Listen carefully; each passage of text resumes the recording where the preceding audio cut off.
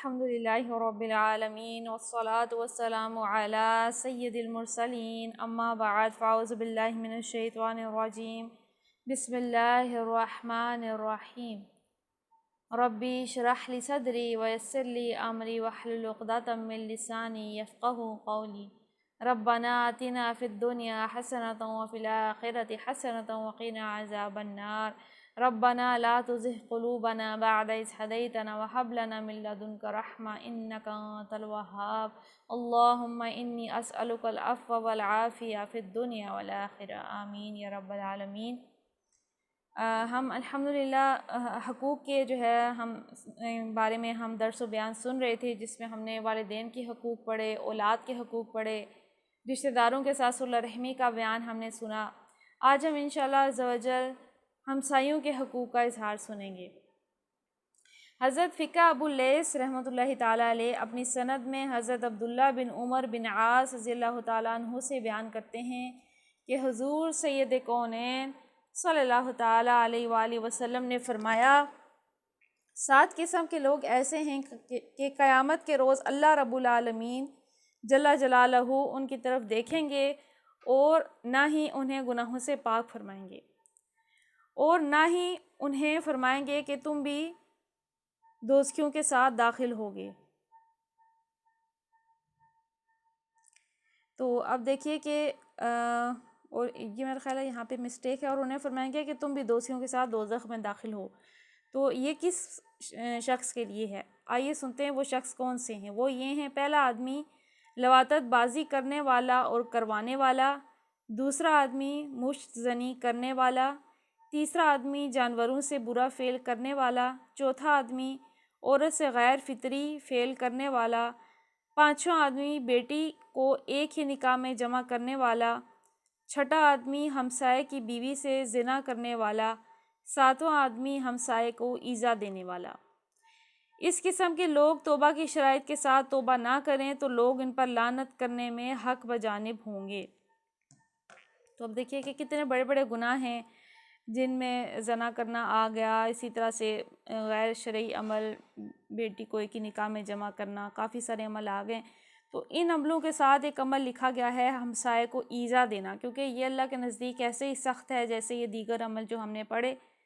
تو ان کے بارے میں کیا ہے کہ ان کو اللہ تبارک و تعالیٰ نہ ہی ان کی طرف نظر کریں گے رحمت کی، نہ ہی انہیں گناہوں سے پاک کریں گے، اور انہیں دوزخ میں داخل کریں گے۔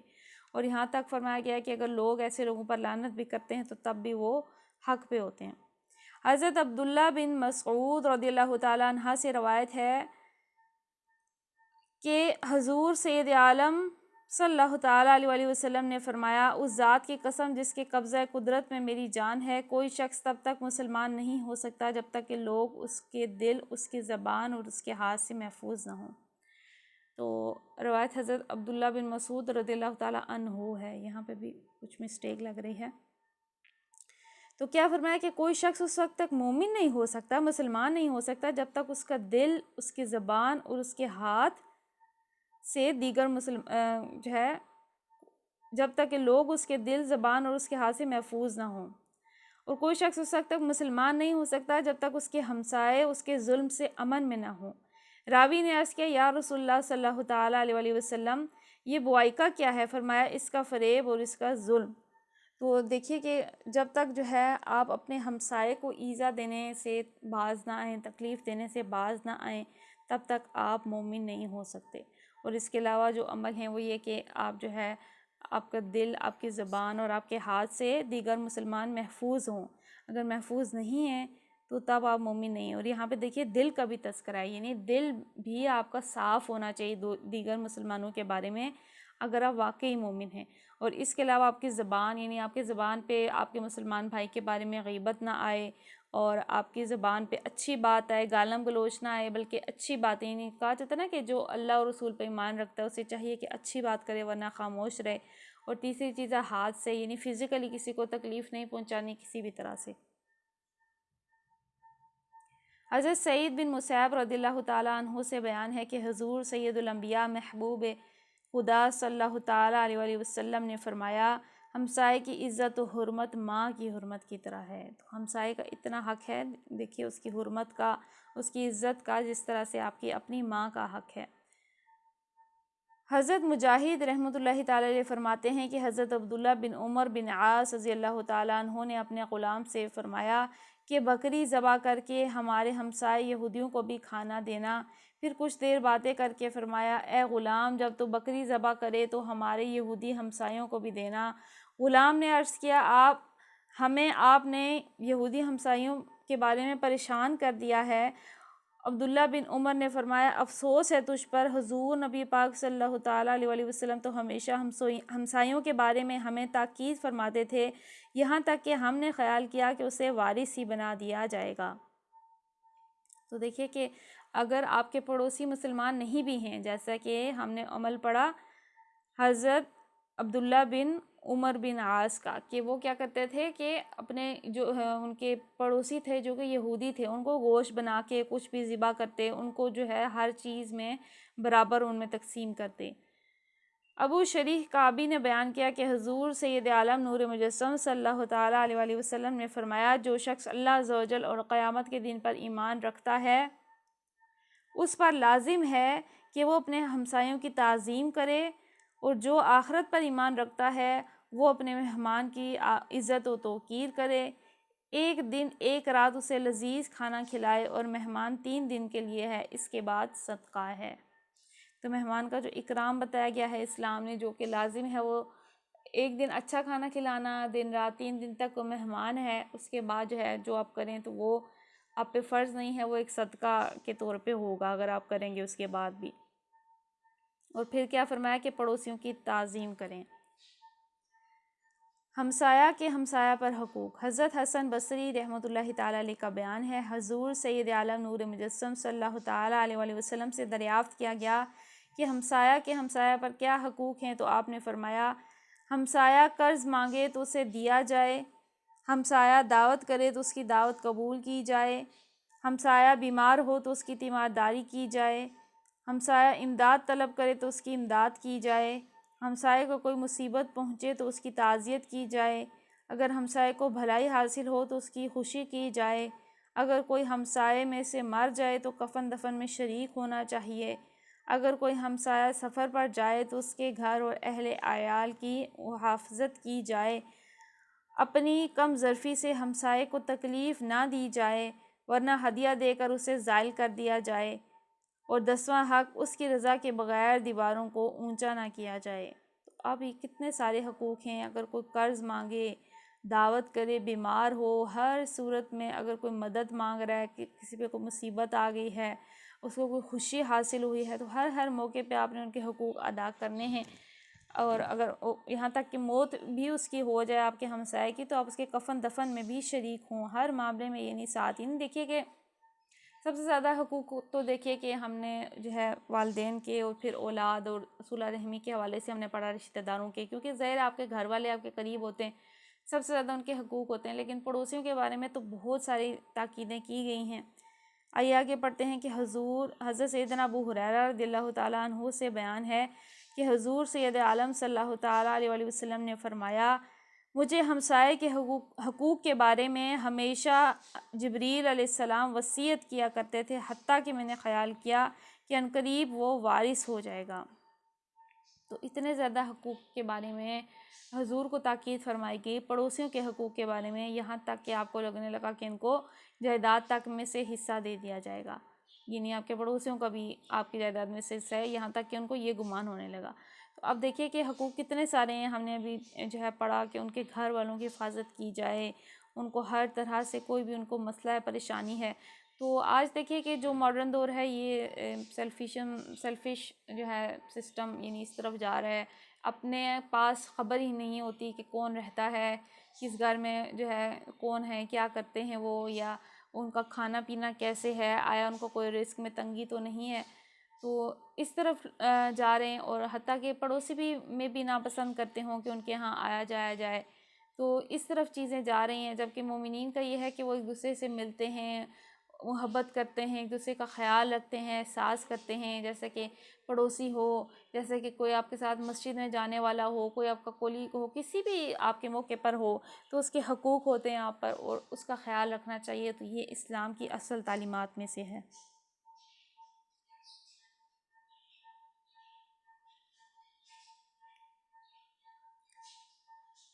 حضرت سیدنا ابو ہریرہ رضی اللہ تعالیٰ عنہ سے بیان ہے کہ مجھے حضور صلی اللہ تعالیٰ علیہ وسلم نے فرمایا پرہیزگاری کرنی چاہیے، تمام لوگوں سے زیادہ عبادت گزار بن جائے گا. قناعت کیجیے، تمام لوگوں سے زیادہ شکر گزار بن جائے گا.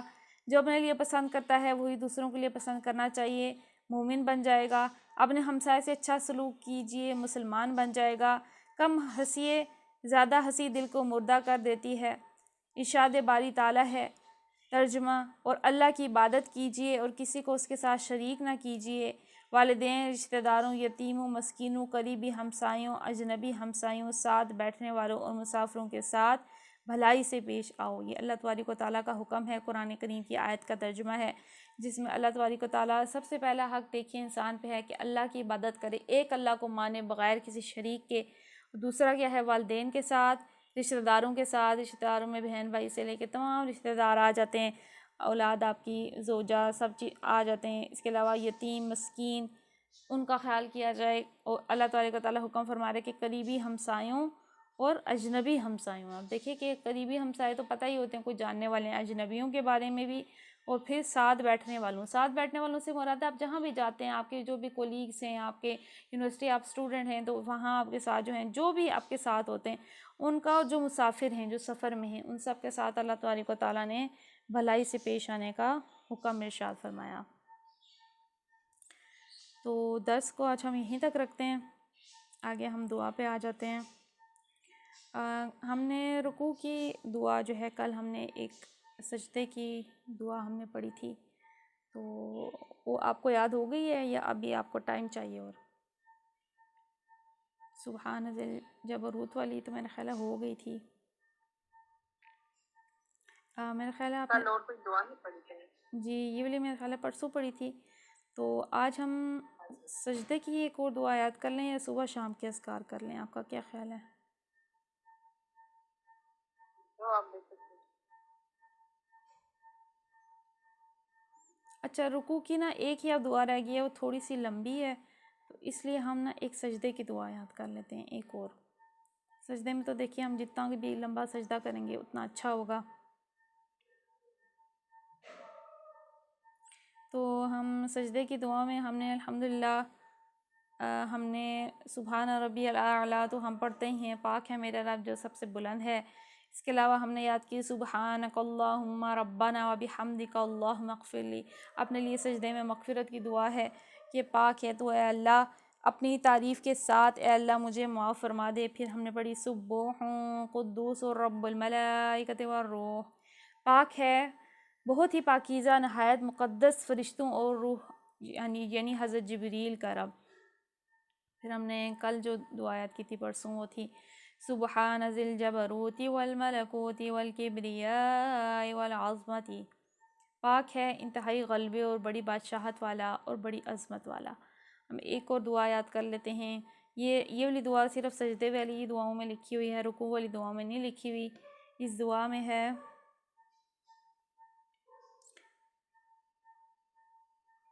اللہم اغفر لی ذنبی کلہ دقہ وجلہ واولہ واخرہ وعلانیہ وسرہ. اب اس کا ترجمہ پڑھتے ہیں تو سارا کلیئر ہو جائے گا. اللہم اغفر لی ذنبی، اے اللہ بخش دے میرے تمام گناہ. کلہ یعنی سب کے سب گناہ. اللہم اغفر لی ذنبی کلہ، اے اللہ بخش دے میرے تمام کے تمام گناہ. دقہ و جلہ، چھوٹے گناہ اور بڑے گناہ.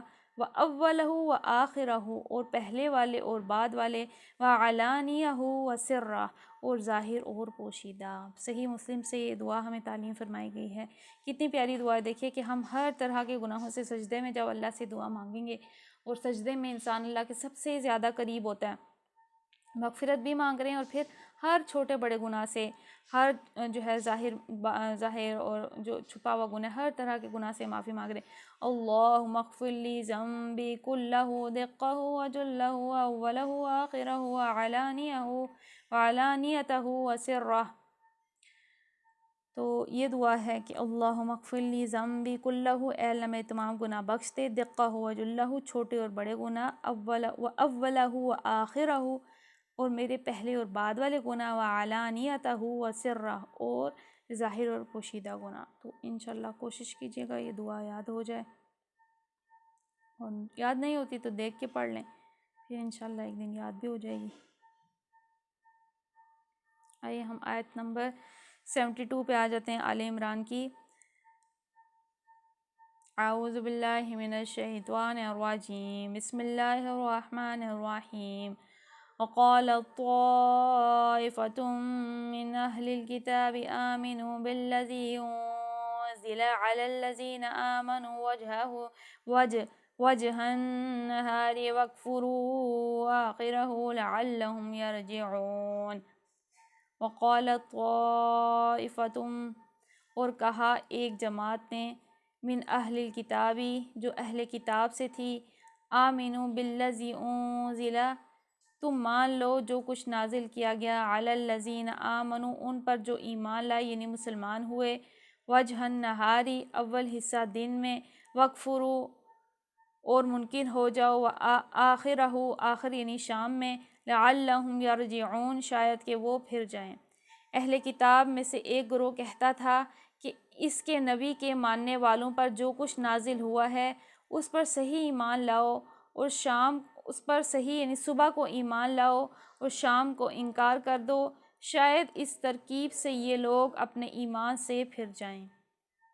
تو اب اہل کتاب جو یہودی عیسائی تھے وہ ہر وقت مسلمانوں کے خلاف طرح طرح کی سازشوں میں مصروف رہتے تھے، اور آج بھی رہتے ہیں، آج بھی جو ہے کیونکہ ظاہر لوگ تو تبدیل نہیں ہوتے، تو ان لوگوں کی ٹرک کیا تھی کہ کیونکہ اسلام لانے کے بعد کوئی بھی پھرتا نہیں ہے، اسلام ایسا مذہب ہے جو ایک بار داخل ہو جاتا ہے تو پھر وہ اسلام کا ہی ہو کے رہ جاتا ہے، پھر اس کی زندگی کا انداز بدل جاتا ہے، اس کا طور طریقہ بدل جاتا ہے۔ ایون آج کے دور میں بھی آپ کسی ریورٹ مسلم کو دیکھیں تو آپ کو پتہ چلے گا کہ پہلے کیسے ہوتے تھے اور آج ان کو دیکھیے کہ کیا اسلام نے انہیں کتنا تبدیل کر دیا ہے، ان کی روح بھی تبدیل ہو چکی ہے، فزیکل اپیئرنس بھی ایون چینج ہو جاتی ہے۔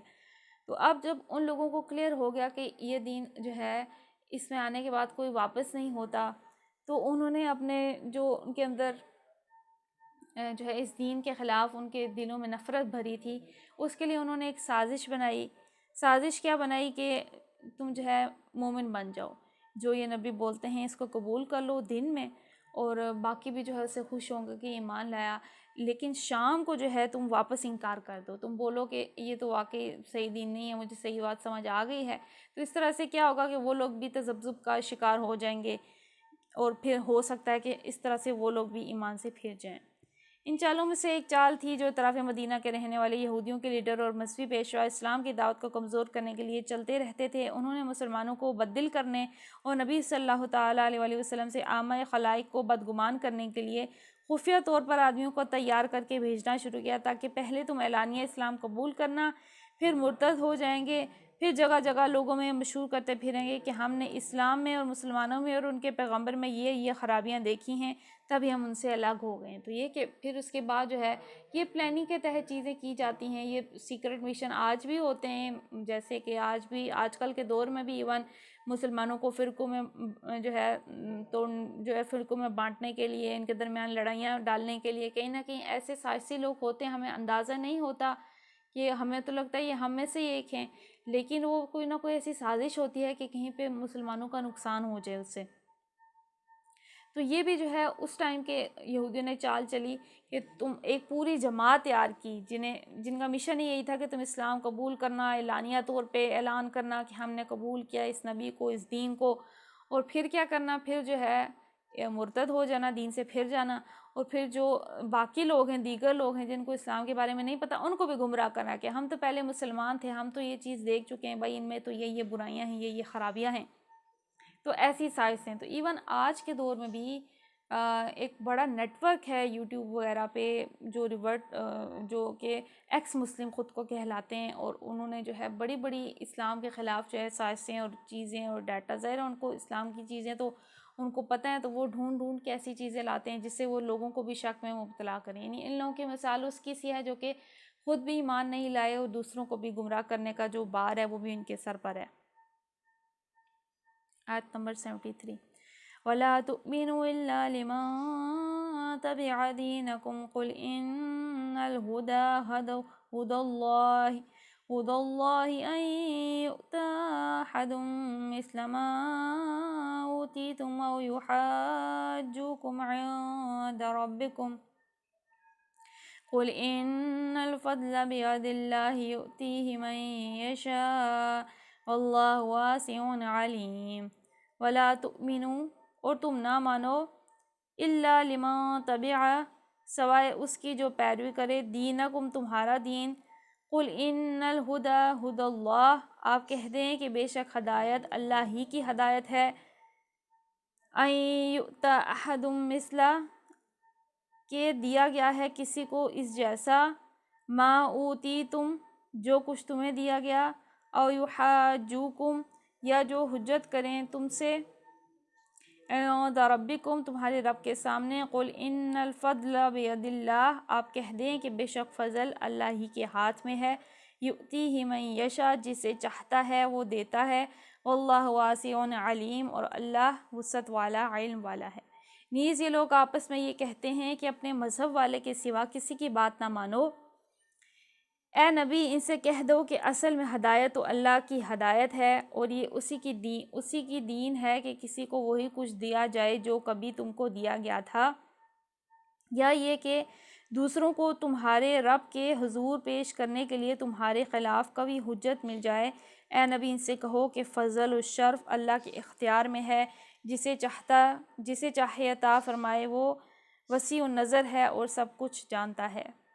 تو اب جو ایک ہوتی ہے نا بات، جیسے آج کل ہمارے یہاں فار ایگزامپل فرقے پہ لوگ کسی ایک فرقے پہ ہوتے ہیں، تو وہ تعلیم یہی کرتے ہیں کہ بس اپنے کان آنکھیں بند کر لو اور کسی کی بات نہیں سنتی، حالانکہ بھلے وہ کسی گمراہ قائد پر بھی ہوں، ان میں سے کئی ساری باتیں غلط بھی ہوں، لیکن وہ یہی کہتے ہیں کہ بس اپنے کان آنکھیں بند کر لو، کسی اور کی بات سننی ہی نہیں ہے، کسی عالموں جو دوسرے عالم ہیں ان کو بھی نہیں سننا. یعنی اس طرح سے لوگوں کا ذہن چھوٹا کیا جاتا ہے. تو یہودیوں میں یہ تھا کہ یہ کیونکہ اپنے آپ کو بڑا کامل سمجھتے تھے، بنی اسرائیل کی نسل سے تھے، بنی اسرائیل تھے، تو اس لیے جو ہے ان کا یہ خیال تھا کہ ہمارا مذہب غلط ہو ہی نہیں سکتا. حالانکہ انہوں نے خود اپنے دین میں تحریفیں کی، چیزیں تبدیل کی، چیزوں کو بدل دیا. تو اب یہ آپس میں یہی کہتے تھے ایک دوسرے کو کہ اپنے علاوہ جو ہے، اپنے مذہب والے کے علاوہ کسی کی بات سنو ہی نہ. اور تو پھر اللہ تبارک و تعالیٰ فرما رہا ہے کہ ان لوگوں کو بتاؤ کہ اصل ہدایت تمہاری طرف سے نہیں آنی، بلکہ اصل ہدایت اللہ کی طرف سے آتی ہے. کیا ہم نے پڑھا آیت میں کہ ان الہدی ہدی اللہ، یعنی اصل ہدایت وہی ہے، اصل جو اللہ کی ہدایت ہے اور اسی کا دین ہے، اور کسی کو وہی کچھ دیا جائے گا جو تمہیں دیا گیا ہے، اور یا یہ کہ دوسروں کو اور تمہارے رب کے حضور پیش کرنے کے لیے تمہارے خلاف کبھی حجت مل جائے. تو آئیے اس کی تفسیر میں پڑھتے ہیں. یہاں پہ ایک ورڈ لکھا گیا ہے کہ اللہ جسے چاہے عطا فرماتا ہے، وہ وسیع النظر ہے. اصل میں واسع استعمال ہوا ہے جو بالعموم قرآن میں 3 مواقع پر آیا ہے. ایک وہ موقع جب انسانوں کے کسی گروہ کے تنگ خیالی و تنگ نظری کا ذکر آیا ہے اور اسے اس حقیقت پر متنبہ کرنے کی ضرورت پیش آتی ہے کہ اللہ تمہاری طرح تنگ نظر نہیں ہے. دوسرا وہ موقع جہاں کسی کے بخل اور تنگ دلی اور کم حوصلگی پر ملامت کرتے ہوئے یہ بتاتا ہے کہ اللہ فراغ دست ہے، تمہاری طرح بخیل نہیں ہے. تیسرا وہ موقع جہاں لوگ اپنے تخیل کی تنگی کے سبب سے اللہ کی طرف کسی قسم کی محدودیت منسوب کرتے ہیں اور انہیں یہ بتانا ہوتا ہے کہ اللہ غیر محدود ہے. تو کئی لوگوں کو ہوتا ہے نا کہ شاید پتہ نہیں اللہ دے سکتا ہے یا نہیں، معاذ اللہ. تو اللہ کی جو عطا ہے وہ لامحدود ہے. اللہ جو ہے وسیع دینے والا ہے، کچھ بھی دے سکتا ہے کسی کو. اللہ تبارک و تعالیٰ کے لیے کچھ بھی ناممکن نہیں ہے. اللہ علی کل شیء قدیر، وہ ہر چیز پہ کامل قدرت رکھتا ہے. اب دیکھیے کہ ہر آیت ہم جو بھی پڑھتے ہیں جس بھی وہ موقع پر نازل ہوئی، اس کے آخر میں جو ہے ہمیں اللہ کا تعارف، تقریباً ہر آیت، کچھ آیتیں چھوڑ کے ہمیں اللہ کا تعارف ملتا ہے کہ اللہ تبارک و تعالیٰ کون ہے. اللہ تبارک و تعالیٰ کے کیا نام ہیں۔ پیچھے بھی دیکھیے کہ ہم جو بھی پڑھتے ہیں تو کہیں نہ کہیں جو ہے اللہ تبارک و تعالیٰ کا نام آ جاتا ہے کہ وہ جو ہے تم پر گواہ ہے، وہ جو ہے علیم ہے، وہ حکیم ہے، وہ رحمان ہے، وہ رحیم ہے۔ تو ہر کچھ آیتوں کے بعد جو ہے اللہ تبارک و تعالیٰ کا تعارف آتا ہے۔ تو جیسے کہ یہاں پہ ہم پڑھ رہے ہیں، یہاں پہ بتایا جا رہا ہے کہ اللہ جو ہے وسعت والا ہے، اللہ کے ہاتھ میں ہے، اس کا فضل اللہ کے ہاتھ میں ہے، اللہ جسے چاہتا ہے بے حساب رزق عطا فرماتا ہے۔ تو پھر یہاں پہ بتایا گیا ہے کہ کچھ لوگوں کو ہوتا ہے نا کہ تنگ نظری ہوتی ہے، کہ ان کو لگتا ہے کہ شاید جو ہے ان کی جتنا ذہن جس طرح سے محدود ہے، اللہ بھی اسی طرح سے محدود حد تک عطا فرما سکتا ہے، حالانکہ اللہ بتا رہا ہے کہ وہ بے حساب دیتا ہے، وہ وسیع النظر ہے، جسے چاہے بے حساب عطا فرماتا ہے۔ تو اب یہی اس کا فضل تھا جو اس نے مسلمانوں کو عطا کیا۔ یہودیوں سے یہ چیز واپس لے لی گئی، دنیا کی جو ہے ان کو جو عطا ہوا تھا مرتبہ دنیا کی اصلاح کا، یہ مرتبہ ان سے واپس لے کے مسلمانوں کو دے دیا گیا۔ تو دنیا کی رہنمائی کا منصب ان سے لے کے مسلمانوں کو عطا کیا گیا۔ تو اللہ نے فرمایا کہ اس کا فضل ہے، وہ جس کو چاہتا ہے دیتا ہے، اور وہ بڑے وسعت والا ہے، وسیع فضل والا ہے۔ آیت نمبر 74، یختص برحمتہ من یشاء واللہ ذو الفضل العظیم۔ یختص برحمتہ، وہ خاص کر لیتا ہے اپنی رحمت سے، من یشاء، جسے وہ چاہتا ہے، واللہ ذو الفضل العظیم، اور اللہ بڑے فضل والا ہے، اپنی رحمت کے لیے جس کو چاہے مخصوص کر لیتا ہے، اور اس کا فضل بہت بڑا ہے۔ یعنی اللہ کو معلوم ہے کہ کون فضل و شرف کا مستحق ہے۔ یعنی اللہ تبارک و تعالیٰ نے اگر یہ منصب جو ہے یہودیوں سے اور عیسائیوں سے، بنی اسرائیل سے واپس لیا تھا دنیا کی رہنمائی کا، تو اللہ تبارک و تعالیٰ بہتر جانتا تھا کہ کہاں پہ کس کو اس نے اپنی نبوت دینی ہے، کس کو اس نے نبی بنانا ہے، کن کو ان کا اصحاب بنانا ہے۔ اللہ تبارک و تعالیٰ بہتر جانتا ہے کہ کس کو اپنا فضل عطا فرمائے۔ کوئی بھی آپ نعمت دنیا کی اس میں کنسیڈر کر سکتے ہیں۔ اگر اللہ تبارک و تعالیٰ نے آپ کو کوئی نعمت عطا فرمائی ہے، کوئی فضل عطا فرمایا ہے، کسی معاملے پہ آپ کو برتری عطا فرمائی ہے، تو آپ کو یہ معلوم ہونا چاہیے کہ اللہ نے آپ کو اپنی رحمت سے عطا فرمائی ہے، یہ اللہ کا فضل ہے، اور اللہ اس کے لیے بندے چن لیتا ہے، بندے خاص کر لیتا ہے، جس کو چاہتا ہے عطا فرماتا ہے۔ ایون آپ یہ بھی دیکھیں کہ کوئی بیماری بھی اگر مل گئی ہے اور اس میں آپ کے لیے بھلائی ہے کہ آپ اس کے ذریعے سے اللہ کے قریب ہوئے، تو وہ بھی اللہ کا فضل ہے۔ یعنی کوئی بھی چیز ایسی جو آپ کے ایمان میں اضافے کا باعث بنے، جو آپ کو اسلام کے قریب کرے، تو وہ آپ پہ اللہ کا فضل ہے۔ تو اللہ فرماتا ہے کہ وہ اللہ ذو الفضل العظیم، کہ اللہ بڑے فضل والا ہے، اس کا فضل لامحدود ہے۔ تو آج ہم یہیں تک رکھتے ہیں، اللہ تبارک و تعالیٰ سے دعا کرتے ہیں ہم نے جو بھی آج کے ہم نے درس میں سنا پڑوسیوں کے حقوق کے حوالے سے، اللہ تبارک و تعالیٰ ہمیں صحیح معنوں میں اس پر عمل کرنے کی توفیق عطا فرمائے، اور آج کے اس مصروف دور میں ہمیں توفیق دے کہ ہم صلح رحمی بھی کریں، اپنے جاننے والوں کے حقوق بھی ادا کریں، اور پڑوسیوں کے حقوق بھی ادا کریں۔ اور اللہ تعالیٰ سے دعا کرتے ہیں جو ہم دعائیں پڑھتے ہیں یاد رکھنے اور ہمیں ان پر عمل کرنے اور دوسروں تک پہنچانے کی توفیق عطا فرمائے۔ آمین بجاہ النبی الامین صلی اللہ تعالیٰ علیہ وآلہ وسلم۔ الصلاۃ والسلام علیک یا رسول اللہ، الصلاۃ والسلام علیک یا حبیب اللہ، الصلاۃ والسلام علیک یا نبی اللہ وعلی آلک واصحابک یا نور اللہ، صلی اللہ تعالیٰ علیہ وآلہ وسلم۔